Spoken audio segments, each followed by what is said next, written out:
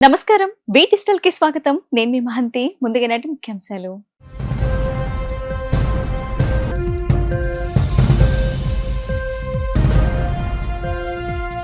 CM Chandrababu అధ్యక్షతన సచివాలయంలో రాష్ట్ర మంత్రివర్గ సమావేశం.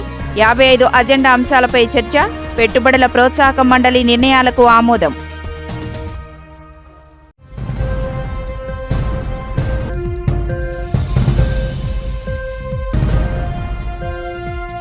తిరుమల లడ్డూ వ్యవహారంపై శాసనసభలో లఘు చర్చ.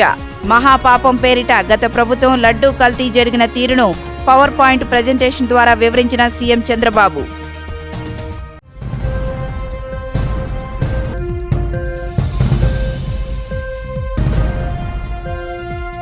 పాలు లేకుండా నెయ్యి చేసిన ఘనత వైసీపీదేనన్న ఉప ముఖ్యమంత్రి పవన్ కళ్యాణ్. దోషులను కూటమి ప్రభుత్వం శిక్షిస్తుందని వ్యాఖ్య.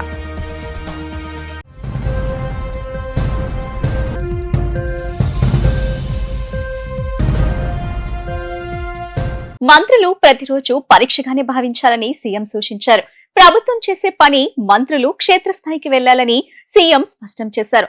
మంత్రులు, కార్యదర్శులు సమన్వయంతో పనిచేయాలని సూచించారు. విపక్షం నిర్మాణాత్మకంగా ఉండాల్సింది పోయి రాజకీయాలు చేస్తుందని, అసెంబ్లీకి రాకుండా బయట బురద రాజకీయాలు చేస్తున్నారని ఆగ్రహం వ్యక్తం చేశారు. ఏడాది పాటు ఊళ్ళల్లో తిరిగి చేసే కార్యక్రమాలు ఒకరోజు అసెంబ్లీలో మాట్లాడితే సరిపోతుందని తెలిపారు. మంత్రులు శాఖల్లో చేసే కార్యక్రమాలు ప్రజల్లోకి తీసుకువెళ్లాలని, అలానే అసెంబ్లీలో మాట్లాడితే ప్రతి ఇంటికి వెళ్లి మాట్లాడినట్టేనని సీఎం చంద్రబాబు అన్నారు. ఈ నెల 28న సామాజిక భద్రతా పింఛన్లు ఇస్తున్నందున అసెంబ్లీకి సెలవు ప్రకటించాలని నిర్ణయించారు. పింఛన్ల పంపిణీలో మంత్రులు, ఎమ్మెల్యేలు ఖచ్చితంగా పాల్గొనాలని తేల్చి చెప్పారు. మంత్రులు, ఎమ్మెల్యేల ప్రసంగాలు ఎలా ఉన్నాయో ఆర్టిఫిషియల్ ఇంటెలిజెన్స్తో విశ్లేషణ చేయిస్తున్నానని సీఎం తెలిపారు. హెరిటేజ్తో పాటు 10 సంస్థల విస్తరణకు భూ కేటాయింపులపై కేబినెట్లో చర్చించారు.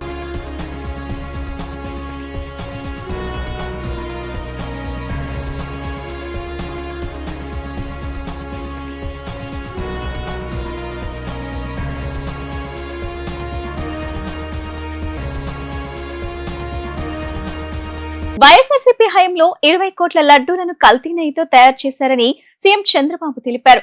అధికారులు, నిపుణులు అందరూ కలిసి కుట్రలు చేశారని అన్నారు. వైఎస్ఆర్సీపీ నేతలు ఒక లడ్డూ విషయంలోనే కాదు, అనేక విషయాల్లో తప్పు చేశారని, కుట్ర కోణాన్ని గుర్తించి తగిన చర్యలు తీసుకోవాలని ఆయన అన్నారు. తిరుమల లడ్డూ వ్యవహారంపై శాసనసభలో నిర్వహించిన లఘు చర్చలో సీఎం చంద్రబాబు మాట్లాడుతూ, మహాపాపం పేరిట గత ప్రభుత్వం లడ్డూ కల్తీ జరిగిన తీరును పవర్ పాయింట్ ప్రెజెంటేషన్ ద్వారా వివరించారు. 2019-24 మధ్యకాలంలో 20 కోట్ల లడ్డూలు కల్తీ నెయ్యితో చేశారని అన్నారు. 59.71 లక్షల కేజీల కల్తీ నెయ్యి వినియోగించారని, ఇంకా 234.51 కోట్ల నిధులు అక్రమాలు జరిగాయని వివరించారు. అధికారులు, నిపుణులు అందరూ కలిసి కుట్రలు చేశారని, ల్యాబ్లకు కన్ను కప్పి టెండర్లు దక్కించుకున్నారని వెల్లడించారు. 23వ తేదీ సీబీఐ ఛార్జిషీటు వేసిందని తెలిపారు. ఇంకా కల్తీ నెయ్యి తయారీకి చాలా రసాయనాలు వాడారని అన్నారు. Monoglycerides, lactic acid animal vegetable fat నుంచి వస్తుందని, రంగు కోసం బీటా కెరాటిన్, వాసన కోసం ఎపిటిక్ యాసిడ్ ఈస్టర్, నెయ్యిలా కనిపించడానికి సింథటిక్ ఫ్లేవర్, నురుగు రావడానికి లప్సా యాసిడ్ డిటర్జెంట్లో వాడారని ఆయన వివరించారు. అలాంటిది ఈరోజు ఒక లడ్డు విషయంలోనే కాకుండా అనేక విషయాల్లో ఏం చేశారో మనం ఒకసారి ఆలోచిస్తే మనలో ఉండే ఆవేదన, లేకపోతే మనం ఏం చేయాలనో బాధ్యత గుర్తొస్తుంది అధ్యక్ష. అందుకని దీంట్లో కుట్ర కోణం ఉంది. ఒక సిండికేట్గా ఏర్పడే పరిస్థితి వచ్చారు. ఇవన్నీ కూడా ఫారెన్సిక్ ఎవిడెన్స్లో చాలా వరకు ప్రూవ్ అయినాయి. దీన్ని ఏ విధంగా ముందుకు తీసుకుపోవాలో కూడా మనం మాట్లాడుకోవాల్సిన అవసరం ఉంది అధ్యక్ష. నెక్స్ట్ ఇక్కడ మీరు చూస్తే అధ్యక్ష, నేను అందుకే మహాపాపం అన్నాను.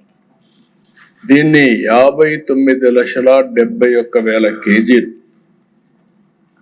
ఈ యొక్క అడల్టరేషన్ జరిగింది. కల్తీ నెయ్యి వినియోగం చూస్తే 234,51,00,000 నిధులు ఖర్చు పెట్టారు. అదే కాకుండా ఆర్గనైజ్డ్ నేరంతో లడ్డు ప్రసాదం అపవిత్రం చేశారు. ల్యాబ్లకు కన్నుగప్పి టెండర్లు దక్కించుకొని, అంటే లీనియంట్వి లేకపోతే ఇది జరిగేది కాదు. 19-24 మధ్య కాలంలో మీరు ఒకసారి చూస్తే 20,01,00,000 లడ్డూలు కల్తీ నెయ్యితో తయారు చేశారు. అధికారులు, నిపుణులు, సిండికేట్ అంతా కలిసే ఇది జరిగింది. ఒకరు కలిసిపోయారు. దీనిపైన 23/1/2026 సిబిఐ ఛార్జ్ షీట్ వేసే పరిస్థితికి వచ్చారు. ఆ ఛార్జ్ షీట్ కూడా నిన్న సుప్రీంకోర్టుకు మళ్ళీ ఇక్కడ కూడా 2 విషయాలు మనం గుర్తుపెట్టుకోవాల్సిన అవసరం ఉంది. ఈ కేసు ఏదైతే నా నోటీస్కి వచ్చినప్పుడు నేను ఆ రిపోర్ట్ బేస్ చేసుకొని అనౌన్స్ చేశాం. ఉప ముఖ్యమంత్రి గారు చెప్పినట్టు ఆ రోజు మేము అందరం కూడా ఆలోచించుకొని అనౌన్స్ చేశాం. అనౌన్స్ అంటే నేను చెప్పాను, అడిగితే కూడా నేను వివరాలు చెప్పాను. అది అయిన తర్వాత దీని మీద ఒక సిట్ వేయాలని మేము ఆలోచించాం. ఎలాంటివి పునరావృతం కాకుండా చేయడానికి ఒక సిట్ వేయాలని చెప్పి ఆలోచిస్తే దానిపైన ఛాలెంజెస్ సుప్రీంకోర్టు పోవడం, సుప్రీంకోర్టు దీని మీద అధ్యయనం చేసిన తర్వాత ఇది రాజకీయ కాంట్రవర్సీ ఉండకూడదనే ఉద్దేశంతో రాష్ట్ర ప్రభుత్వం, కేంద్ర ప్రభుత్వం అధికారులతో ఒక సిట్ ఓటేసి సిబిఐ ఆధ్వర్యంలో ఎంక్వైరీ చేయమని ఒక సిట్ కాన్స్టిట్యూట్ చేసే పరిస్థితికి వచ్చారు. తిరుమల లడ్డూ ప్రసాదంలో కెమికల్ కల్తీ నెయ్యి వాడటం అత్యంత తీవ్రమైన నేరమని ఉప ముఖ్యమంత్రి పవన్ కళ్యాణ్ అన్నారు. ఈ నేరానికి పాల్పడిన బాధ్యులకు శిక్ష పడాలని, దోషులను కూటమి ప్రభుత్వం ఖచ్చితంగా శిక్షిస్తుందని ఆయన అన్నారు. శాసనసభలో జరిగిన చర్చలో ఉప ముఖ్యమంత్రి పవన్ కళ్యాణ్ మాట్లాడుతూ శ్రీవారి ప్రసాదాన్ని అపవిత్రం చేసేందుకు ప్రణాళికాబద్ధంగా కుట్ర జరిగిందని తెలిపారు. ఎన్డీడీబీ నివేదికలో నెయ్యిలో జంతువుల కొవ్వు కలిసిందని చెబితే సిబిఐ నేతృత్వంలోని సిట్ చేపట్టిన విచారణలో నెయ్యిలో అసలు నెయ్యే లేదని తేలిందన్నారు. అరాచకాల్లో నూతన ఆవిష్కరణలు చేసిన ఘనత వైసీపీకే దక్కుతుందని ఎద్దేవా చేశారు. తిరుమలలో జరిగిన తప్పులకు గత టీటీడీ పాలక మండలిదే బాధ్యతని, అలాంటి వారిని వెనకేసుకొస్తున్న గత ప్రభుత్వంలోని ముఖ్యమైన వ్యక్తి కూడా బాధ్యత వహించాల్సిందేనని స్పష్టం చేశారు. గత ప్రభుత్వ హయాంలో శ్రీవారి లడ్డూ తయారీకి 68 లక్షల కిలోల కల్తీ నెయ్యి వాడారని సిట్ విచారణలో తేలిందని తెలిపారు. కూటమి ప్రభుత్వం ఏర్పాటైన కొత్తలో ఎన్డీఏ శాసనసభ్యుల సమావేశంలో సీఎం చంద్రబాబు గత ప్రభుత్వ అరాచకాలను వివరిస్తున్న క్రమంలో కల్తీ నెయ్యి వ్యవహారాన్ని ప్రస్తావించారన్నారు. ఎన్డీడీబీ నివేదికను తాను కూడా చదివానని, అప్పటికే పలు సందర్భాల్లో భక్తులు లడ్డూలో నాణ్యత లేదని తనతో చెప్పారన్నారు. సున్నితమైన వ్యవహారంలో రాజకీయ ఆరోపణలు చేయకూడదని అనుకున్నామని తెలిపారు. అయితే గత పాలకులు అసలు నెయ్యిలో కల్తీయే లేదని చెబుతుండటంతో ఆ వ్యవహారంపై వివరణ ఇవ్వాలనిపించిందని అన్నారు. లేదనేది చాలా స్పష్టంగా తెలియదు. మాకేమనిపించిందంటే ఏదైనా సరే innovation is very important in life. Innovation లేకపోతే ఈ పాటికి ఒక్కొక్కరు ఒకవేళ ఇన్నోవేట్ చేస్తారు. బట్ ఈ పర్టికులర్ ఈ గత ప్రభుత్వంలో ఉన్న వ్యక్తులు వీళ్ళు అరాచకంలో ఇన్నోవేషన్ చేశారు. వీళ్ళు కల్తీలు కూడా అంటే మామూలుగా ఒక నెయ్యి కావాలంటే పాలలో నుంచే కాకుండా రసాయనాల నుంచి కూడా తీయచ్చు, మిగతా వాటి నుంచి కూడా తీయచ్చు అని చేసి చూపించారు. దానికి సంబంధించిన కంప్లీట్ ఈ సిబిఐకి మన ఆ రిపోర్ట్ ఇచ్చినప్పుడు ఎక్కడా కూడా నెయ్యి లేకుండా వీళ్ళు నెయ్యి తయారు చేశారని చాలా స్పష్టంగా తెలియజేశారు. ఇప్పుడు మనం ఏం మాట్లాడుతున్నాం వీళ్ళందరితో అంటే ఎక్కడా కూడా ఈ సభ సాక్షిగా చెప్తున్నాను, ఇది ప్రజలకు కూడా తెలియాలి, ఎక్కడా కూడా గత ప్రభుత్వం తాలూకు హెడ్ చేసిన వ్యక్తి చేశారని ఎక్కడ కూడా నేను ప్రత్యేకించి మాట్లాడాను. నేనేం చెప్తాను, టీటీడీ పాలక మండలి బాధ్యత ఇది. మీరు కూర్చోబెట్టి మీరు బాధ్యత తీసుకొని వాళ్ళ పార్టీ ఆ ప్రభుత్వం స్థాపించినప్పుడు వాళ్ళ నియమించిన పాలక మండలి వాళ్ళు చేసిన తప్పులకి సింపుల్ ఏం చేయాలి అధ్యక్ష, ఒక ఇంటర్వ్యూలో కూడా నన్ను అడిగితే నేనేం చెప్పానంటే you mean to say you want to blame the person who headed the last government అంటే my intention is not that. My intention is always to say that who did this, who are the perpetrators. A perpetrators is more or less they are the TTD board. Let them be accountable for that. ఎక్కడా కూడా నేను ఈ వ్యక్తి గురించి మేము మాట్లాడలేదు, ఎందుకంటే డైరెక్ట్గా ఇన్వాల్వ్మెంట్ ఉందని మనం చెప్పట్లేదు. ఎందుకంటే వాళ్ళు నియమించిన బోర్డు ఇది. నిత్యం బిజీగా ఉండే ప్రజాప్రతినిధులకు ఒత్తిడి నుంచి ప్రశాంతత పొందేందుకు ఇలాంటి క్రీడలు, సాంస్కృతిక కార్యక్రమాలు ఎంతగానో ఉపయోగపడతాయని స్పీకర్ అయ్యన్న పాత్రుడు అన్నారు. వయసుతో సంబంధం లేకుండా అందరూ పాల్గొనేలా వయసుల వారీగా క్రీడా పోటీలను విభజించామని తెలిపారు. ఈ ఆట విడుపు కార్యక్రమానికి శాప్, పోలీస్ శాఖ, ఇతర అధికారులు పూర్తిగా సహకరిస్తున్నారని అభినందించారు. ఈ 3 రోజుల పాటు జరిగే క్రీడలను వీక్షించేందుకు ప్రజలు కూడా స్టేడియానికి రావచ్చని ఆయన ఆహ్వానించారు. సాంస్కృతిక కార్యక్రమంలో ముఖ్యమంత్రి చంద్రబాబు, ఉప ముఖ్యమంత్రి పవన్ కళ్యాణ్ ఈసారి ఖచ్చితంగా 2 గంటల పాటు నవ్వుతూనే ఉంటున్నారన్న స్పీకర్ అయ్యన్న పాత్రుడితో మా ప్రతినిధి లిఖిత ఫేస్ టు ఫేస్. బిజీగా ఉండే ఎమ్మెల్యేలు ఎప్పుడు కూడా స్పోర్ట్స్ లో పార్టిసిపేట్ చేయాలని చెప్పి కూడా స్పీకర్ అయ్యన్న పాత్రుడు కూడా ఒక పిలుపునిచ్చిన నేపథ్యంలో అందరూ కూడా క్రీడా స్ఫూర్తిని కూడా నింపేందుకు కూడా పెద్ద ఎత్తున కూడా గేమ్స్ ఆడుతున్న పరిస్థితి. ప్రస్తుతం మనతో అయ్యన్న పాత్రుడు ఉన్నారు. ఆయన సార్ చెప్పండి, ఎలా ఫీల్ అవుతున్నారు? మీరు ఒక పిలుపిచ్చారు, అసలు ఎలా ఫీల్ అవుతున్నారు? ఏంటి? చాలా ఆనందంగా ఉందమ్మా. మళ్ళీ చదువుకున్న రోజులు గుర్తొస్తున్నాయి మాకు. ఇప్పుడు మాకు 70 సంవత్సరాలు అయినా ఇంటర్మీడియట్, డిగ్రీ చదువుకున్న రోజులు గుర్తొస్తున్నాయి. అంచేత ఎన్టీ రామారావు గారు మాకు ప్రోత్సహించారు. తర్వాత లేదు, మళ్ళీ ఇప్పుడు గత సంవత్సరం చేస్తున్నాం. నా ఏమంతా ఒకటే, ఏంటంటే ఇప్పుడున్న యువతరానికి స్పోర్ట్స్లో ఎంగేజ్ చేయాలి. వాళ్ళు రోడ్ల మీద తిరుగుతున్నారు, సినిమాలకు వెళ్తున్నారు, టీవీలు చూస్తున్నారు తప్పించి యాక్టివిటీస్ లేవు. అంటే వాళ్ళు ప్రోత్సహించి వాళ్ళు క్రీడాకారులను తయారు చేయాలన్నది నా ఉద్దేశం. దానికి ప్రభుత్వం తాలూకు సహకారం కూడా కావాలి. చంద్రబాబు నాయుడు గారు పాజిటివ్గా ఉన్నారు. అంచేత గత రాబోయే 3 సంవత్సరాలు కూడా విలేజ్ స్థాయిలో కబడ్డీ ఇటువంటివి ఉన్నాయి, మంచి అవన్నీ కూడా ప్రోత్సహించి మంచి క్రీడాకారులు తయారు చేయాలనేది నా లక్ష్యం. అదే విధంగా మీరు మీ నియోజకవర్గంలో కూడా ఇప్పటికే చాలా మంది పిల్లల్ని అసెంబ్లీకి చూపించడానికి తీసుకొస్తున్నారు. క్రీడల్ని మిమ్మల్ని చూసి కూడా ఎంతో మంది ఇన్స్పైర్ అయిన పరిస్థితి మనం చూస్తాం. ఎలా యువతరానికి ఏం చెప్పబోతున్నారు? యువతరానికి కూడా స్పోర్ట్స్లో రావాలా. ఖాళీ టైంలో రోడ్ల మీద తిరుగుతున్నారు. అదే మన టెన్నిస్, వాలీబాల్, లేకపోతే షటిల్ బ్యాడ్మింటన్ కోర్టులు ఇచ్చామనుకోండి, దాంట్లో ఎంగేజ్ అవుతారు. నేను చూశారు మీరు సాంస్కృతిక కార్యక్రమాలు, మంచి కళాకారులు ఉన్నారు. మన చిన్న ఊపిస్తే మనకి బ్రహ్మాండంగా యాడ్ చేస్తారు. అటువంటి కళాకారులు తయారు చేయాలా.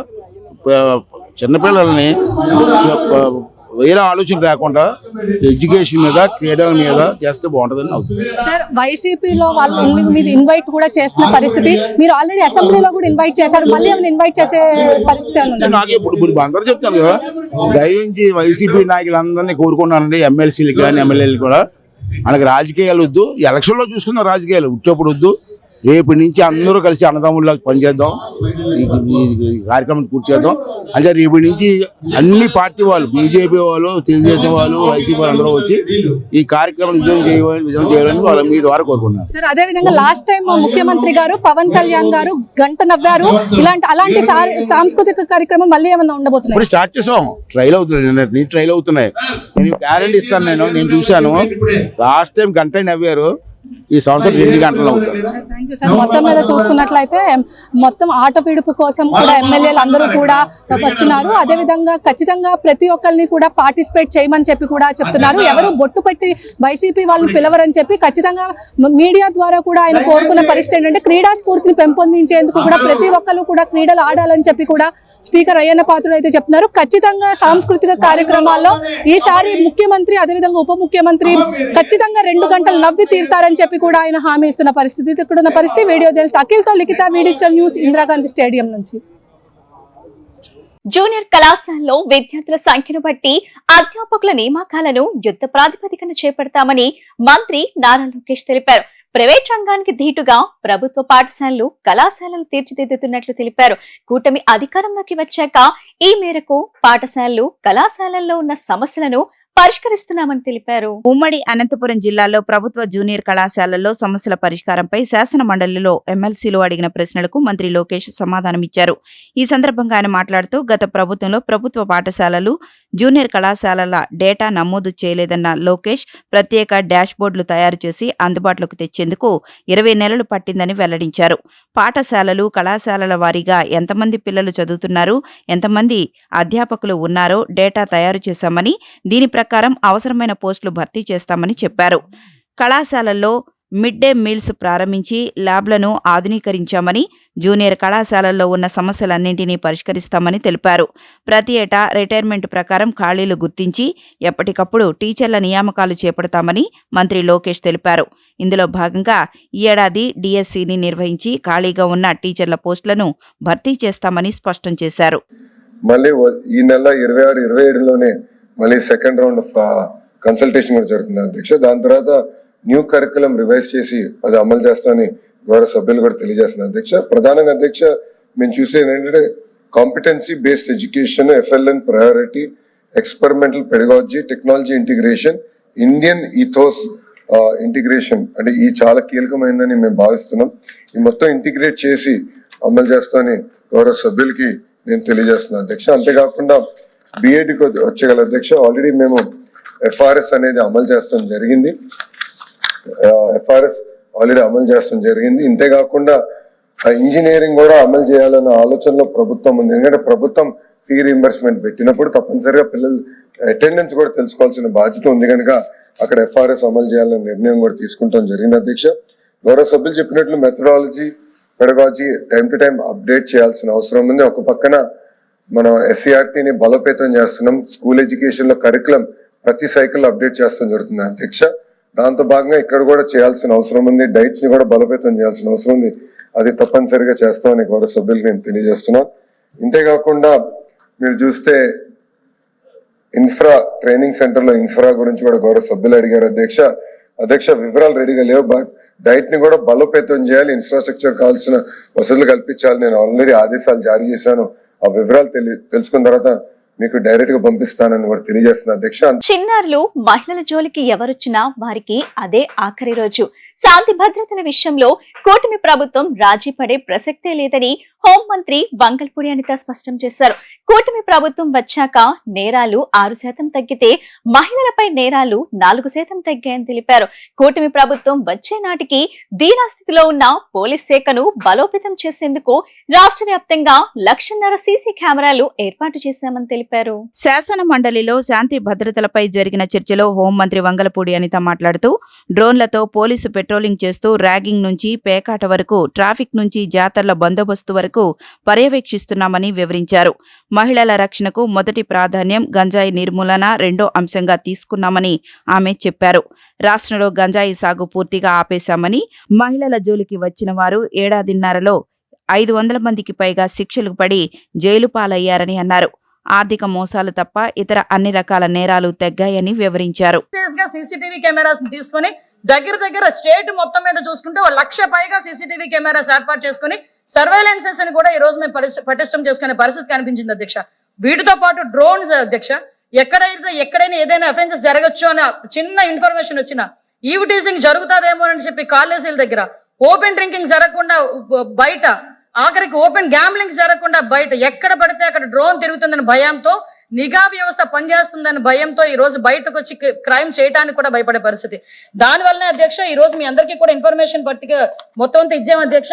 ఈ రోజు క్రైమ్ ఓవర్ వ్యూ చూసుకుంటే అధ్యక్ష, సుమారుగా లాస్ట్ ఇయర్ లో 1,10,193 కేసులు కనుక మనకు నమోదైతే ఈ రోజు ఈ సంవత్సరం అధ్యక్ష 2025కు సంబంధించి 1,02,090 మాత్రమే కేసులు నమోదవడం జరిగింది. ఓవరాల్ గా చూసుకుంటే క్రైమ్ ఓవర్ వ్యూ 6.6% తగ్గింది అధ్యక్ష ఈ 20 నెలల కాలంలో చెప్పడానికి కూడా నేను గర్వపడుతున్నాను అధ్యక్ష. ఈ రోజు ఇందాక సభ్యులు మాట్లాడుతూ అధ్యక్ష, కొంతమంది ఉమెన్ మీద ఎక్కువైపోయినాయి అన్నారు. ఉమెన్ మీద ఏదైనా అట్రాసిటీస్ ఏదైతే ఉన్నాయో అవి కూడా క్రైమ్ అగైనెస్ట్ ఉమెన్ కూడా 4% తగ్గిందని చెప్పడానికి కూడా సభాపూర్వకంగా ప్రజలకు చెప్పే కార్యక్రమాన్ని కూడా మీకు దగ్గర తీసుకుంటున్నాను అధ్యక్ష. దీనిలో చూసుకుంటే అధ్యక్ష ఓవరాల్ గా ఒక ఎకనామిక్ అఫెన్సెస్ 4.8% పెరిగినాయి తప్పి మిగతావన్నీ కూడా మాక్సిమం క్రైమ్ అగైనెస్ట్ ఎస్సీ ఎస్టీస్ కానీ, ప్రాపర్టీ క్రైమ్స్ కానీ, బాడీల అఫెన్సెస్ కానీ, రైటింగ్ కానీ, రోడ్ యాక్సిడెంట్స్ కానీ, క్రైమ్ అగైనెస్ట్ ఉమెన్ కానీ ఇవన్నీ కూడా తగ్గిన పరిస్థితి కూడా కనిపించింది. వాళ్ళకి ఆ నోట్ కూడా ఇవ్వడం జరిగింది అధ్యక్ష. ఇవన్నీ వినాల్సి వస్తుందని పారిపోయారు అధ్యక్ష. లడ్డూ ప్రసాదాన్ని కల్తీ చేసిన వ్యవహారంలో గత టీటీడీ పాలక మండలి చైర్మన్ తో పాటు సభ్యులను విచారణ చేయాలని TDP MLA Yarlagadda Venkatrao demand చేశారు. మంగళవారం అసెంబ్లీ మీడియా పాయింట్ లో మాట్లాడుతూ తిరుమలలో 1717లో లడ్డూ ప్రసాదాన్ని ప్రారంభించగా అప్పటి నుంచి ఇప్పటి వరకు మొఘలులు, బ్రిటిష్ వారు సహా పాలకులెవరూ ఇలా వైసీపీలా దుస్సాహసం చేయలేదని మండిపడ్డారు.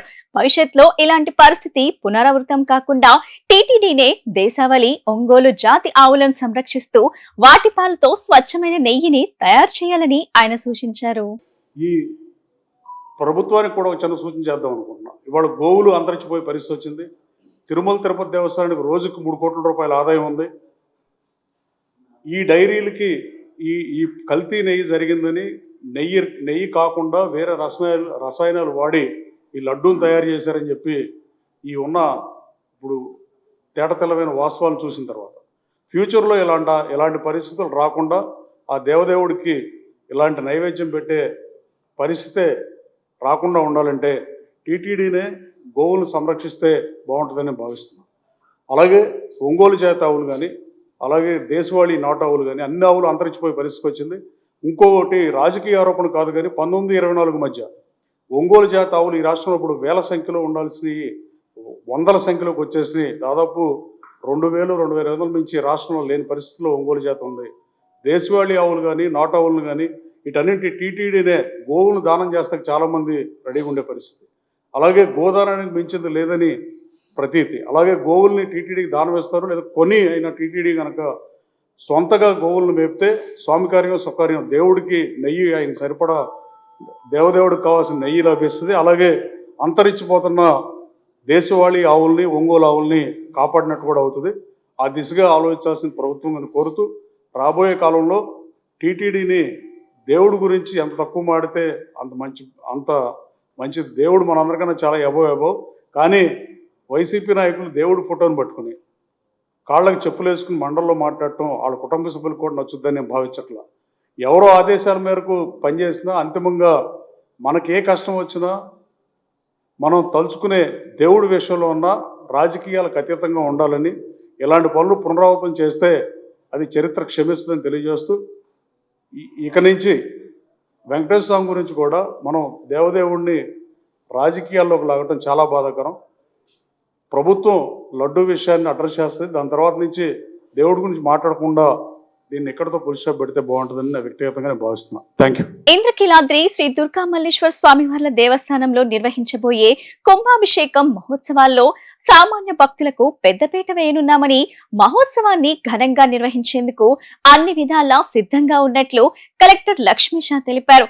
టీం ఎన్టీఆర్ ఆధ్వర్యంలో పటిష్ట ఏర్పాట్లు చేస్తున్నామని, గౌరవ ప్రజాప్రతినిధులు, అధికారులు సమిష్టి కృషితో ఆధ్యాత్మిక మహా కార్యక్రమాన్ని విజయవంతం చేస్తామని పేర్కొన్నారు. కుంభాభిషేక మహోత్సవం 2026 నిర్వహణపై ఎంపీ కేశినేని శివనాథ్, జిల్లా collector doctor G Lakshmisha, police commissioner SV Rajasekhar Babu, ఆలయ ధర్మకర్తల మండలి చైర్మన్ బుర్రా రాధాకృష్ణ, ఆలయ ఈవో వికే సీనా నాయక్ తదితరులతో కలిసి మీడియా సమావేశం నిర్వహించారు. ఈ సందర్భంగా జిల్లా కలెక్టర్ మాట్లాడుతూ టీం ఎన్టీఆర్ ఆధ్వర్యంలో పటిష్ట ఏర్పాట్లు చేస్తున్నామని, గౌరవ ప్రజాప్రతినిధులు, అధికారుల సమిష్టి కృషితో ఆధ్యాత్మిక మహా కార్యక్రమాన్ని విజయవంతం చేస్తామని పేర్కొన్నారు.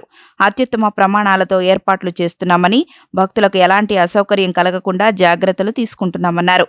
దసరా సమయంలో రోజుకి 2 లక్షల మంది భక్తులు వచ్చినా ఇబ్బంది లేకుండా చూశామని, ఇప్పుడు రోజుకు 3 లక్షల మంది వచ్చినా ఇబ్బంది లేకుండా పూర్తి సన్నద్ధతతో రాజీ లేకుండా ఏర్పాట్లు చేస్తున్నామన్నారు. ఫిబ్రవరి 1 నుంచి 3వ తారీఖు వరకున ఈ కుంభాభిషేకం జరిగింది. సో అప్పుడు ఎలాగ జరిగింది అనేది వాస్తవానికి 14 సంవత్సరాల క్రితము జరిగిన ఈ కుంభాభిషేకము ఎలా జరిగింది, సో దాని విధి విధానాలు ఏంటి, సో భక్తులు ఎలాగ వస్తారు, ఇన్ని కూడా అంచనా వేయాల్సిన అవసరం ఉంది. ముఖ్యంగా ఈ మధ్యన మీరు ట్రెండ్స్ చూస్తే సంవత్సరం కూడా అమ్మవారి దర్శనానికి వచ్చే భక్తుల సంఖ్య భారీగా పెరుగుతూ ఉంది. లాస్ట్ ఇయర్ మీకు అందరూ తెలుసు, మూలా నక్షత్రం రోజున 1,30,000 మంది వస్తే ఈసారి 2,05,000 మంది భక్తులు రావడం జరిగింది. ఒకవైపున ఫ్రీ బస్ సౌకర్యం, మహిళలకు ఉచిత బస్ సౌకర్యం, దీనివల్ల తర్వాత ఒక ఫీల్ గుడ్ ఫ్యాక్టర్ సమాజంలో ఉండడం వల్ల భారీ సంఖ్యలో భక్తులు వస్తున్నారు. సో ఈ మహాకుంభాభిషేకానికి కూడా ఈ భక్తులు ఎలా వస్తారనేది అంచనా వేయాల్సిన అవసరం ఉంది. సో దానికి మనము లాస్ట్ శరన్నవరాత్రి ఉత్సవాల సందర్భంగా ఎటువంటి చర్యలు తీసుకున్నామో అవన్నీ ఒకసారి సమీక్షించుకొని తద్వారా మనము ముందుకెళ్లాల్సిన అవసరం ఉంది. అంతేకాదు ఫ్యూచర్లో మనకు 2028 సంవత్సరంలో మనకు పుష్కరాలు వస్తున్నాయి. సో వాటిని దృష్టిలో పెట్టుకుని కూడా ఇప్పుడే గౌరవ ఎంపీ గారు ఈ హోల్డింగ్ ఏరియాస్ గురించి భక్తుల్ని ఒక దగ్గర ఉంచాలంటే ఎలాగా అనేది చాలా ఆలోచిస్తున్నాం. దాని మీద చాలా బ్రెయిన్ స్టార్మింగ్ జరగాల్సిన అవసరం ఉంది. సో జిల్లా కలెక్టర్ గారు, ఈఓ గారు, చైర్మన్ గారు, అదేవిధంగా ప్రజాప్రతినిధులందరూ కూడా కూర్చొని దాని మీద మనము సమీక్ష జరపాలి. కంటిన్యూస్గా ఈ రివ్యూ జరుగుతుండాలి. సెక్యూరిటీ రివ్యూ అనేది చాలా ఇంపార్టెంట్. ఎందుకంటే అమ్మవారి ఆలయానికి భక్తులు అశేషంగా వస్తున్నారు. ఎవ్రీ సాటర్డే, సండే అయితే మినిమం 50,000 నుంచి 70,000 వరకు వస్తున్నారు. సో కొంత క్యూ మేనేజ్మెంట్ సిస్టమ్స్, తర్వాత క్రౌడ్ డైనమిక్స్ మీద కూడా కొంత మనము దీని మీద అధ్యయనం చేయాల్సిన అవసరం ఉంది. అందరికీ నమస్కారం. 12 సంవత్సరాలకి ఒకసారి వచ్చే మహాకుంభాభిషేకం కార్యక్రమానికి జిల్లా యంత్రాంగం సంసిద్ధంగా ఉంది. ఎన్టీఆర్ జిల్లా టీమ్ ఎన్టీఆర్ స్పిరిట్తోనే ఏ కార్యక్రమమైనా మనం ముందుకు తీసుకెళ్తున్నాము. ఇప్పుడే గౌరవ ఎంపీ గారు, సిపి గారు చెప్పినట్టు, అలాగే గౌరవ చైర్పర్సన్ గారు, అలాగే టెంపుల్ ఈవో గారు, ఇతర అధికారులందరూ సమన్వయంతో, అలాగే టెంపుల్ ఎండోమెంట్ మినిస్టర్ గారు, అలాగే గౌరవ ముఖ్యమంత్రి వర్లు, ఉప ముఖ్యమంత్రి వర్లు ఎప్పటికప్పుడు టెంపుల్ పనితీరు, అలాగే ఈ సెలబ్రేషన్స్ ఎలా జరుగుతున్నాయి దీని గురించి మనకు ఎప్పటికప్పుడు దిశానిర్దేశాలు చేస్తున్నారు. వాళ్ళ దిశానిర్దేశాల మేరకు ఈసారి కూడా వచ్చే ఈ మహాకుంభాభిషేకం ఏదైతే ఉందో దీన్ని ఎక్కడ ఇబ్బంది లేకుండా సామాన్య భక్తులుగా పెద్దపీట మనం ఎప్పుడు అనుకుంటుంటాము. అదే ప్రకారంగా వచ్చే భక్తులకి ఏ మాత్రం అసౌకర్యం కలగకుండా at the same time temple జరగాల్సిన ఈ మహాకుంభాభిషేకం ఏదైతే ఉందో దానికి రిక్వైర్డ్ స్టాండర్డ్గా ఎక్కడ కాంప్రమైజ్ అవ్వకుండా చేయడానికి అన్ని ఏర్పాట్లు చేయడం జరుగుతుంది. వచ్చే భక్తులకి నా విన్నపం ఒకటే, మీరు ఎంత భక్తిభావంతో వస్తారో సో అంతే పవిత్రంగా ఈ కార్యక్రమాన్ని ఇక్కడ నిర్వహించడం జరుగుతుంది. సో దాంట్లో మీరు పాల్గొని ఖచ్చితంగా మీరు ఆ సంతృప్తితో అమ్మవారిని దర్శించుకొని వెనక్కి వెళ్ళొచ్చు. వస్తున్నప్పుడు మీకు కావాల్సిన సౌకర్యాల గురించి, మీకు క్యూ లైన్ అయితేనేంటి, ఇక్కడ ఉన్న పార్కింగ్ ఫెసిలిటీస్ అయితేనేంటి, లేదా పిల్లలకి అలాగే వృద్ధులకి కావాల్సిన ఫెసిలిటీ అయితేనేంటి, ఇవన్నీ చాలా చక్కగా ఏర్పాటు చేయడం జరుగుతుంది. ఎక్కడ కూడా కాంప్రమైజ్ లేకుండా చేస్తాము. లాస్ట్ టైం జరిగిన మన దసరా టైంలో చూసుకుంటే మనకు ఒక్క రోజుకి 2 లక్షల మందిని హ్యాండిల్ చేయగలిగాము. ప్రతి సంవత్సరము పెరుగుతూ ఉంది కాబట్టి ఈసారి రోజుకి 3 లక్షల మందిని కూడా హ్యాండిల్ చేయడానికి జిల్లా యంత్రాంగం సంసిద్ధంగా ఉంది. దీంట్లో ఏమాత్రం డౌట్ పడాల్సిన అవసరం లేదు. దీనికి ప్రభుత్వం నుంచి కూడా ఎప్పటికప్పుడు మనకు కావాల్సిన అన్ని సహకారాలు అందజేస్తున్నారు కాబట్టి, ఎప్పటికప్పుడు మన దిశానిర్దేశాలు వస్తున్నాయి కాబట్టి ఈసారి కూడా కుంభాభిషేకాన్ని ఎక్కడ ఇబ్బందులు జరుగుతాము. దానికి మీ అందరి సహకారము, మీ అందరి ద్వారా కూడా ఈ మెసేజ్ ప్రతి ఒక్కరికి భక్తులకి వెళ్ళాలని కోరుకుంటున్నాం. వర్ష నియమం అంటామండి, అంటే 12 ఏళ్ళకు ఒకసారి పెద్ద దేవాలయాలు అన్నీ పాటించేవి, క్రమంగా అన్ని పాటించే దేవాలయాలకి మళ్ళీ ఆ శక్తి పునః పెంచడానికి కానీ, ఈ 12 ఏళ్లలో ఏమైనా చిన్న చిన్న పొరపాట్లు, సెకండ్లో మన ముహూర్తము మొదలు పెట్టబోవడం లాంటివి ఏమైనా ఉన్నా కూడా వీటన్నిటికీ సంబంధించి ఒక ప్రక్షాళనలాగా తర్వాత శక్తిని మళ్ళీ పెంచడానికి మనం 12 ఏళ్లకు ఒకసారి కుంభాభిషేకం అనేది జరుగుతుంది. ఈ పైన అమ్మవారి శిఖరానికి మనం పీఠాధిపతి వారు స్వయంగా వస్తున్నారు, వారి చేతులతోటే అది ప్రతిష్ఠించడం జరిగింది. దాన్ని ఇప్పుడు మళ్ళీ మనం ప్రక్షాళన చేస్తున్నాం అన్నమాట. ఇది ఒక 3 రోజుల కార్యక్రమం.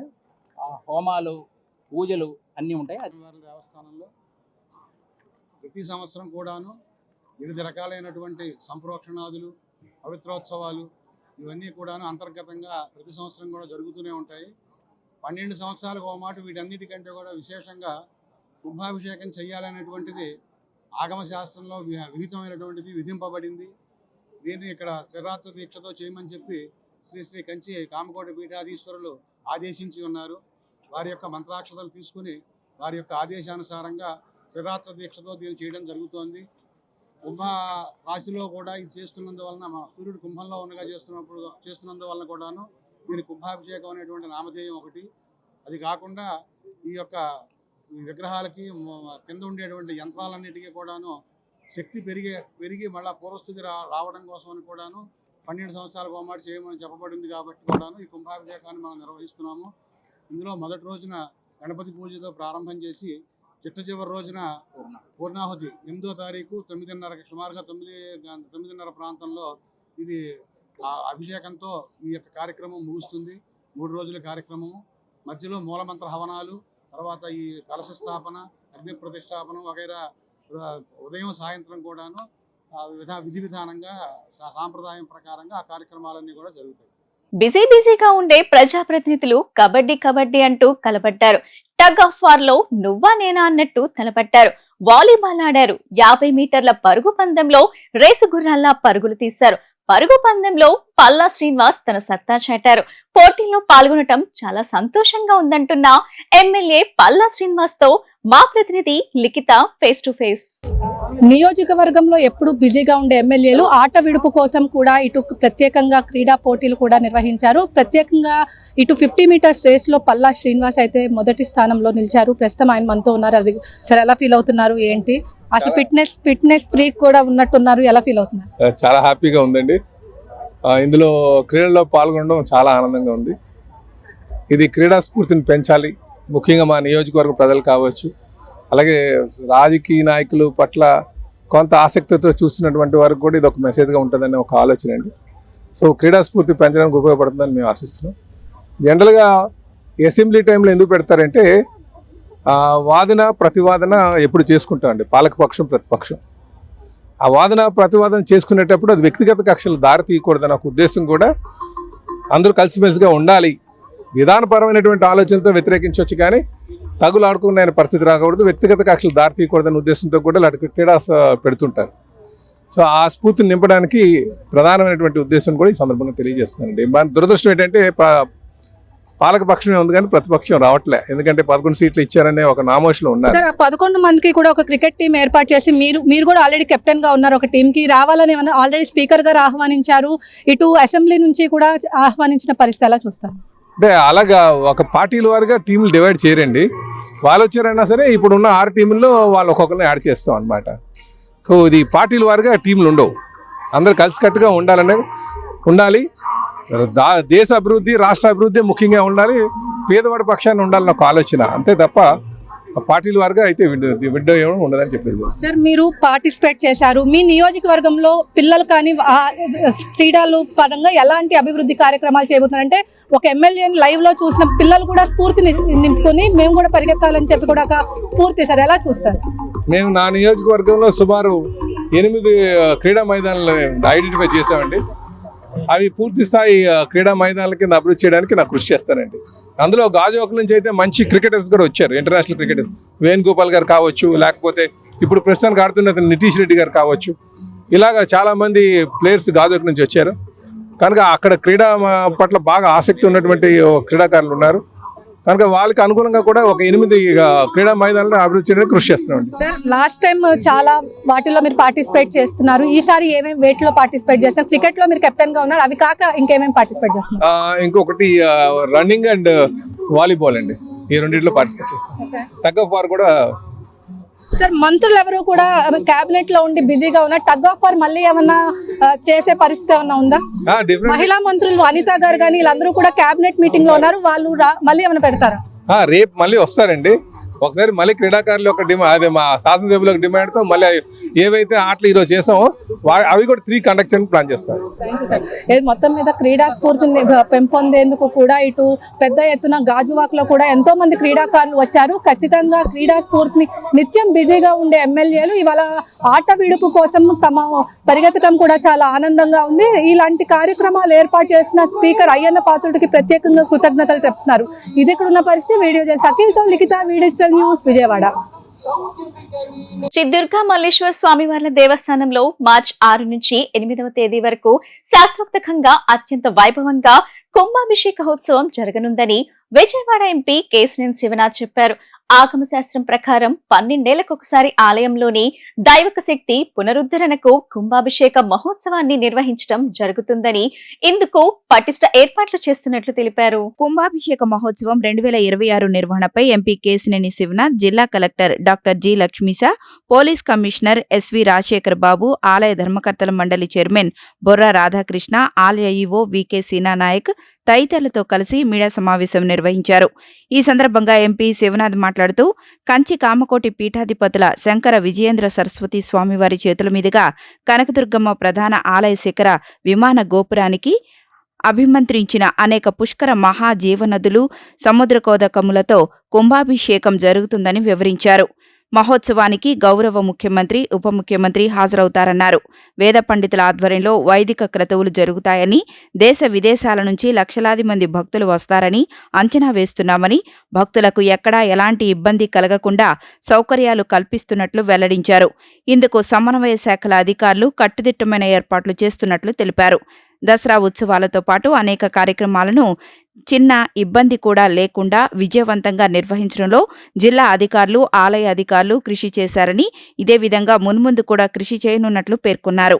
ఇవాళ ఇంద్రకీలాద్రి మీద జిల్లా అధికార యంత్రాంగం, దుర్గగుడి బోర్డు, అంతేకాకుండా దుర్గగుడి ఈవో అధికారులు అందరం కలిసి అమ్మవారిని దర్శించుకుని రేపు 6వ తారీఖు, 7వ తారీఖు, 8వ తారీఖు ఈ 3 రోజుల్లో ప్రతి 12 సంవత్సరాలకి అమ్మవారికి పూర్ణ కుంభాభిషేకం జరుగుతుంది. అది గౌరవ ముఖ్యమంత్రి వర్యులు, డిప్యూటీ ముఖ్యమంత్రి వర్యులు, లోకేష్ గారు, మంత్రులు అందరూ కూడా ఈ ఉత్సవ కార్యక్రమంలో పాల్గొంటారు. ఈ ఉత్సవ కార్యక్రమానికి ఏర్పాట్లు ఏ విధంగా చేయాలనేది అందరం కూడా కూర్చుని ఆలోచించి, ఈ ఉత్సవం ప్రతి 12 సంవత్సరాలకి వస్తుంది కాబట్టి ఎంతోమంది భక్తులు, లక్షలాది మంది భక్తులు దర్శించుకోవడానికి వస్తారు. గత 12 సంవత్సరాల క్రితం పెద్దలు కంచికామ కోటి పీఠాధిపతి జయేంద్ర సరస్వతి గారి చేతుల మీదుగా జరిగిన ఈ ఉత్సవం మళ్ళీ ఆయన వారసులైన విజయేంద్ర సరస్వతి గారి చేతుల మీదుగా 6వ తారీఖు ఉదయం 8 గంటలకి హోమం ద్వారా ప్రారంభం కాబోతుంది. కాబట్టి అందరూ కూడా చక్కటి భక్తి శ్రద్ధలతో ఈ కార్యక్రమాన్ని పూర్తి చేయాలని మేము అందరం కూడా తలంచి ఇక్కడ ఏ విధమైన ఏర్పాట్లు చేయాలో ఆ విధంగా ఏర్పాట్లు చేయబోతున్నాం. ఈ యొక్క క్రతువు ద్వారా మనం ఆలయ విమాన గోపురాలను సంప్రోక్షణ చేయటం, ఈ సంప్రోక్షణ వల్ల ఆలయ తేజస్సు మరింత పెంపొందించే విధంగా ఉంటుంది ఆ క్రతువు యొక్క ముఖ్య ఉద్దేశం. అంతేకాకుండా ఆలయంలో ఉన్న పండితులు, వేద పండితులు, పురోహితులు అందరూ ఈ కార్యక్రమాన్ని, ఈ క్రతువుని నిర్వర్తిస్తారు. కాబట్టి ఈ క్రతువు వల్ల ఆలయం మళ్ళీ పునర్జీవం అయ్యి శక్తివంతంగా తయారయ్యే విధంగా ఉండబోతుంది. ఈ కార్యక్రమానికి పెద్దలందరూ కూడా 6, 7, 8 తారీఖున నిశ్చయించారు. మళ్ళీ ప్రతి 12 సంవత్సరాలకి వచ్చే ఈ కార్యక్రమాన్ని అందరూ కూడా దేశ విదేశాల నుంచి వచ్చి భక్తులందరూ అమ్మవారిని దర్శించుకుని ఎటువంటి లోటుపాట్లు లేని ఏర్పాట్లు చేయబోతున్నాం. అందరూ కూడా ఈ కార్యక్రమాల్లో పాల్గొంటామని కోరుకుంటూ వార్తలు ముగించే ముందు ముఖ్యాంశాలు మరోసారి.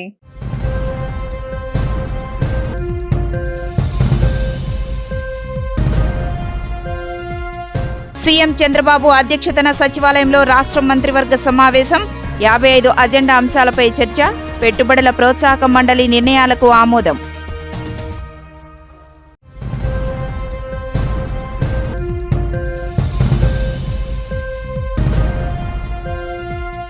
తిరుమల లడ్డూ వ్యవహారంపై శాసనసభలో లఘు చర్చ. మహాపాపం పేరిట గత ప్రభుత్వం లడ్డూ కల్తీ జరిగిన తీరును పవర్ పాయింట్ ప్రెజెంటేషన్ ద్వారా వివరించిన సీఎం చంద్రబాబు.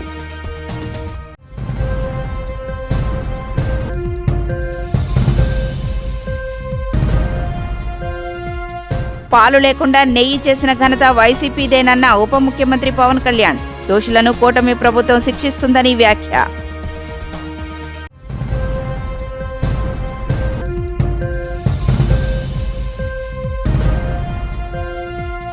ఈ బులెటిన్ ఇంతటితో సమాప్తం. తిరిగి మరో బులెటిన్ కలుద్దాం. నమస్కారం.